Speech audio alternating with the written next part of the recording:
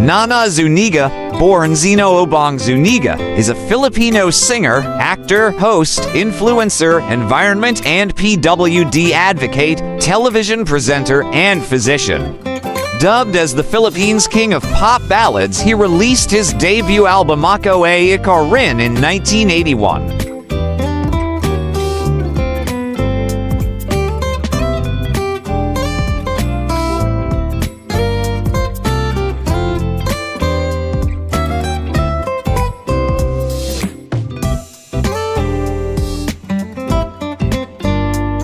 It was both a critical and commercial success, reaching double platinum in the Philippines and won Album of the Year at the Awit Awards and Cecile Awards. 3 also Aliw Awards Entertainer of the Year.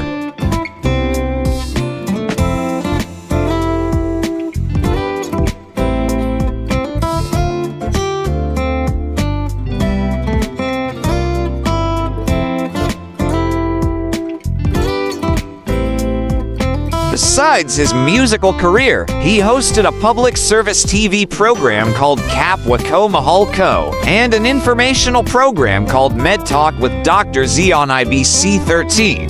He also heads Ikaw Eyes and Now, 2 companies that deal with the preservation and conservation of the environment through proper waste disposal and the manufacture and marketing of organic products.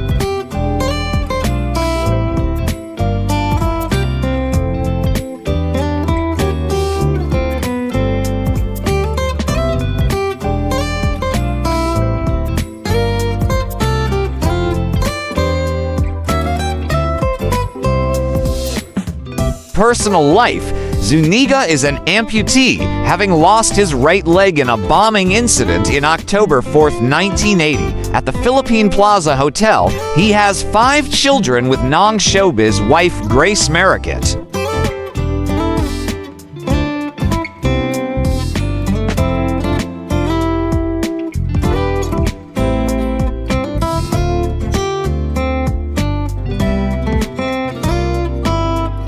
Education.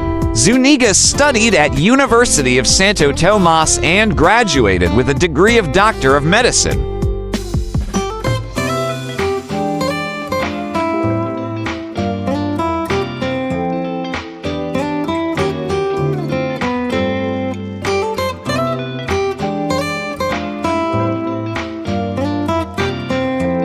Before gracing the big stages, Nana Zuñiga's musical journey began as an unsuspecting 15-year-old performing in Quezon City folk bars. Growing up in the Scout area near Communing, he spent his Sundays playing the guitar for a local choir at the Sacred Heart Parish Church.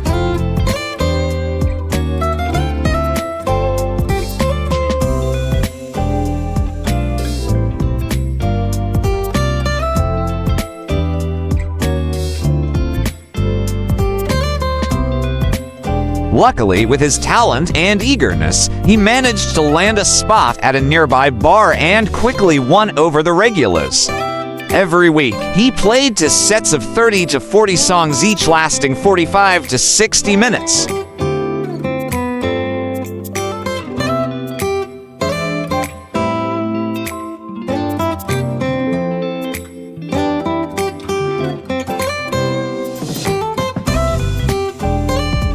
After each night, he went home with P10 to P15 in his pockets, which was no small amount back in the late 1960s to early 1970s. I was making around P30 in a week. I didn't have to ask for an allowance anymore.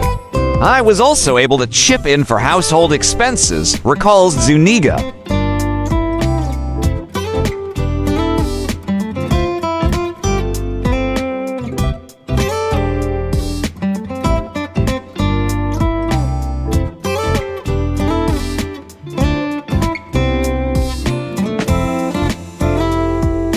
In college, he started performing with musical groups, including the 11-piece Family Birth Control Band, where he served as lead singer from 1975 to 1980. By then, he was earning P25 per show.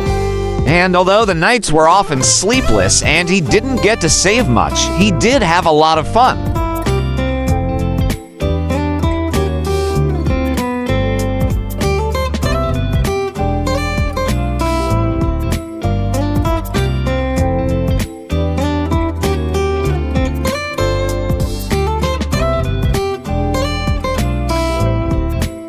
It bears mentioning that his career's early years were spent during martial law time when gigs could be interrupted by the sounds of gunshots outside, and when he could end up courting trouble with drunken, powerful figures if he dared turn down a song request. And on October 4th, 1980, the occasional chaos struck terrifyingly close.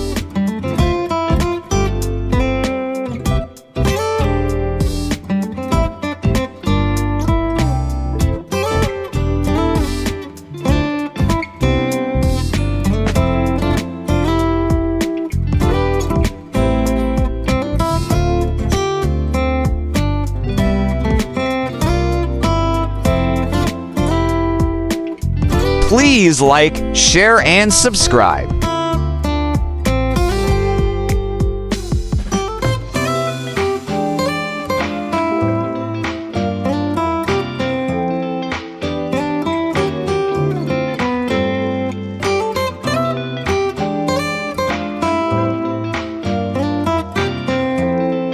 For more interesting personalities, please do watch our other Who's Who series.